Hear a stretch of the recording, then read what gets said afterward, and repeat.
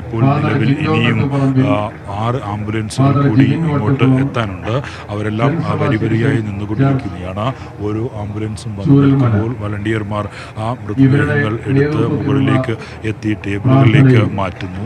അടുത്ത മൃതദേഹവുമായി ആംബുലൻസുകൾ വീണ്ടും എത്തുന്നു. അങ്ങനെയുള്ള കാഴ്ചകളാണ് ഇവിടെ കാണുന്നത്. എന്തായാലും ഈ 15 മൃതദേഹങ്ങൾ കൂടി സംസ്കരിക്കുന്നതോടുകൂടി 31 മൃതദേഹങ്ങൾ പൂർണ്ണമായും സംസ്കരിക്കും. ഇന്നലെ സംസ്കരിച്ചത് ഏകദേശം 8 മൃതദേഹമാണ്. 8 മൃതദേഹങ്ങളും ഇപ്പോഴത്തെ 31 മൃതദേഹങ്ങളും ചേരുമ്പോൾ 39 മൃതദേഹങ്ങൾ അങ്ങനെ പൂർണ്ണമായി ലഭിച്ച മൃതദേഹങ്ങൾ സംസ്കരിച്ചു എന്ന് പറയാം. തന്നെ ബാക്കി വിവിധ ഭാഗങ്ങളിൽ നിന്ന് ലഭിച്ച ശരീരഭാഗങ്ങൾ ആണ് സംസ്കരിക്കുക. അതും 158 എണ്ണമാണ് ഉള്ളത്. അത്തരത്തിൽ ആ സംസ്കാര ചടങ്ങുകൾ 4 അടി വിസ്തീർണമുള്ള കുഴികളിലായിരിക്കും നടക്കുക. നമ്മളിപ്പോൾ കാണുന്ന ഭാഗത്തിന് പിറകിലായി ഇപ്പോൾ ഈ സർവമത പ്രാർത്ഥനയ്ക്കായി വെച്ചിരിക്കുന്ന ആ ഹോളിന് പ്രത്യേകം സജ്ജീകരിച്ച ആ ഹോളിന് പിറകിലായിട്ടാണ് മറ്റ് കുഴികൾ JCB ഉപയോഗിച്ച് എടുത്തുകൊണ്ടിരിക്കുന്നത്. ഇങ്ങനെ ഓരോ വാഹന വ്യൂഹം ഇങ്ങനെ വന്നുകൊണ്ടിരിക്കുമ്പോഴും JCB കുഴിയെടുക്കുന്ന പ്രവർത്തനം തുടർന്നുകൊണ്ടിരിക്കുന്നു. ഓരോ ആളുകൾ മണ്ണിലേക്ക് മായുമ്പോഴും അടുത്ത കുഴികൾ സജ്ജമായി വന്നുകൊണ്ടിരിക്കുന്നു. അതാണ് ഇവിടുത്തെ ഏറ്റവും ദുഃഖഭരിതമായ കാഴ്ച എന്ന് പറയുന്നത്. അവിടെ സന്നദ്ധ പ്രവർത്തകർ ഒക്കെ കാത്തിരിക്കുന്നു ഓരോ മൃതദേഹങ്ങൾക്കായി. PPE കിറ്റിട്ട വളണ്ടിയർമാർ എത്തിക്കുന്ന മൃതദേഹം അവർ തന്നെ കുഴിയിലേക്ക് വെക്കുകയും തുടർന്ന് സന്നദ്ധ പ്രവർത്തകർ അവരെ മണ്ണിൽ അലിയിക്കുകയും ചെയ്യുന്ന കാഴ്ചയാണ് നമുക്കിവിടെ കാണാൻ കഴിയുന്നത്. എൻ്റെയൊന്നും ജീവിതത്തിൽ ഒരിക്കലും ഞാൻ കണ്ടിട്ടില്ലാത്ത ദൃശ്യങ്ങൾ. ഒരു പറമ്പ് ഒരു ശ്മശാനമായി മാറുന്ന കാഴ്ച. പൂർണ്ണമായും എല്ലാ തരത്തിലും ഒരു റോഡിനോട് ചേർന്ന ഈ 64 സെൻറ്റ് സ്ഥലം പൂർണ്ണമായും മൃതദേഹങ്ങൾ കൊണ്ട് നിറയുന്നു.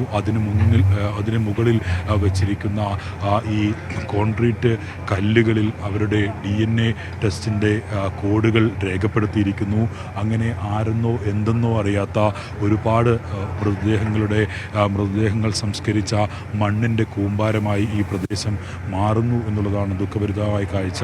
ഇത്രയും ഇവിടെ ഈ സംസ്കാര ചടങ്ങുകൾ ഒക്കെ നടക്കുമ്പോഴും ഇപ്പോഴും തൊട്ടടുത്ത മുണ്ടക്കൈയിലും അതുപോലെ തന്നെ ചൂരൽമലയിലും പരിശോധനകൾ നടത്തിക്കൊണ്ടിരിക്കുന്നു. ഇനിയും ലഭിക്കാനുള്ള മൃതശരീരങ്ങൾക്കായി ഇനി ആരെയും ഈ സംഭവം നടന്ന പ്രദേശങ്ങളിൽ നിന്ന് ഒന്നും ജീവനോടെ തിരിച്ചു കിട്ടില്ല എന്ന് നമുക്കൊക്കെ ഉറപ്പാണ്.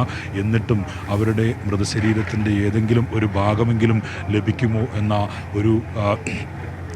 അത്തരം ഒരു ആഗ്രഹത്തോടെയുള്ള പരിശോധനകൾ തന്നെയാണ് ഇപ്പോഴും നടന്നുകൊണ്ടിരിക്കുന്നത്. ഇന്നലെയൊക്കെ നമ്മൾ കണ്ട കാഴ്ച വളരെ വേദനിപ്പിക്കുന്ന കാഴ്ചകളായിരുന്നു. ഏകദേശം മുണ്ടക്കൈ എത്തുന്നതിന് തൊട്ട് മുമ്പിലായി 6ഓളം കുടുംബങ്ങൾ പൂർണ്ണമായും വെള്ളത്തിനും പാറക്കെട്ടുകൾക്കും ചളികൾക്കും അടിയിൽപ്പെട്ടിരിക്കുന്നു. രക്ഷാപ്രവർത്തനം നടത്തുന്ന ആളുകൾ ഓരോ ഭാഗത്തും ചളികളിൽ കുത്തി പടികൾ കൊണ്ട് കുത്തി നോക്കുന്ന സമയങ്ങളിൽ ഓരോ വസ്ത്രങ്ങളുടെ കഷ്ണങ്ങൾ, ഒപ്പം തന്നെ വിദ്യാർത്ഥികൾ പഠിക്കാൻ ഉപയോഗിച്ച പുസ്തകങ്ങൾ, അവരെഴുതിയ നോട്ട് ബുക്കുകൾ, അങ്ങനെ ഓരോന്നായി പുറത്തു വന്നുകൊണ്ടിരിക്കുന്ന കാഴ്ചയായിരുന്നു കണ്ടുകൊണ്ടിരുന്നത്. അവർ ഉപയോഗിച്ച ഗ്യാസ് സിലിണ്ടറുകൾ, ഒപ്പം അവരുപയോഗിച്ച അലമാര, അവരുപയോഗിച്ച ആഭരണങ്ങൾ ഒക്കെ പുറത്തെടുക്കാൻ കഴിഞ്ഞു. പക്ഷേ JCBക്കോ അതുപോലെ തന്നെ ഹിറ്റാച്ചിക്കോ പോലും എത്തിപ്പെടാൻ പോലും കഴിയാത്ത വിധം ചളി നിറഞ്ഞിരിക്കുന്ന ആ സാഹചര്യത്തിൽ അവരെ പുറത്തെത്തിക്കാൻ ഒരു നിർവാഹവുമില്ലാത്ത അവസ്ഥയിലൊക്കെ നിൽക്കുന്ന കാഴ്ച നമ്മൾ കണ്ടു. ഈ രക്ഷാപ്രവർത്തകർ പൂർണ്ണമായും അവിടെ കേന്ദ്രീകരിച്ച് പരിശോധന നടത്തുമ്പോഴും കണ്ടെത്താൻ കഴിയാത്ത നിലയിൽ എവിടെയോ ചളിക്കകത്ത് അകപ്പെട്ടു പോയ ശരീരാവശിഷ്ടങ്ങൾ, ശരീരഭാഗങ്ങൾ ഇപ്പോഴും ഉണ്ട് എന്നുള്ളതാണ്. അത്തരത്തിൽ ദുർഗന്ധം വമിക്കുന്ന മേഖലകൾ ഒരുപാട് ഉണ്ട് മുണ്ടക്കൈയുടെ ഭാഗങ്ങളിലും ഒപ്പം തന്നെ ചൂരൽമലയുടെ ഭാഗങ്ങളിലും. ഇവിടെയൊക്കെ ഇപ്പോഴും പരിശോധന തുടർന്നുകൊണ്ടിരിക്കുന്നു. അതിനിടയിൽ ഈ പരിശോധനകളിൽ കിട്ടിയ വിവിധ സ്ഥലങ്ങളിൽ നിന്ന് ലഭിച്ച മൃതദേഹങ്ങളും ഒപ്പം തന്നെ മൃതദേഹ ഭാഗങ്ങളും ഒക്കെ ആയിട്ട് എത്തി. അത് പോസ്റ്റ്മോർട്ടം നടപടികൾ ഒക്കെ പൂർത്തീകരിച്ച് ആ സംസ്കാര ചടങ്ങുകളാണ് ഇപ്പോൾ നടക്കുന്നത്. ഇന്നും ഒരു 2 മൃതദേഹങ്ങൾ കണ്ടെത്തിയിരുന്നു. അങ്ങനെ നിരന്തരം നടക്കുന്ന ഈ തിരച്ചിലിനിടയിൽ ജീവനറ്റ ഓരോ ശരീരങ്ങളും ആ ശരീരത്തിൻ്റെ ചില അറ്റുപോയ ഭാഗങ്ങളും ഒക്കെയാണ് നമുക്ക് ലഭിച്ചുകൊണ്ടിരിക്കുന്നത്. 7ഓളം ദിവസമായി തുടരുന്ന രക്ഷാപ്രവർത്തനം, തിരച്ചിൽ ദൗത്യം ഒക്കെ ഈ ആളുകളെ കണ്ടെത്തുന്നത് വരെ തുടരാൻ തന്നെയാണ് നിർദ്ദേശവും നൽകിയിട്ടുള്ളത്. അതിനിടയിൽ ഇനി എത്ര മൃതദേഹങ്ങൾ ഇങ്ങോട്ട് എത്തുമെന്നറിയില്ല, എത്ര മൃതദേഹങ്ങളുടെ ഭാഗങ്ങൾ ലഭിക്കുമെന്നറിയില്ല, അത് ഏതൊക്കെ ഭാഗങ്ങളിൽ സംസ്കരിക്കുമെന്നറിയില്ല.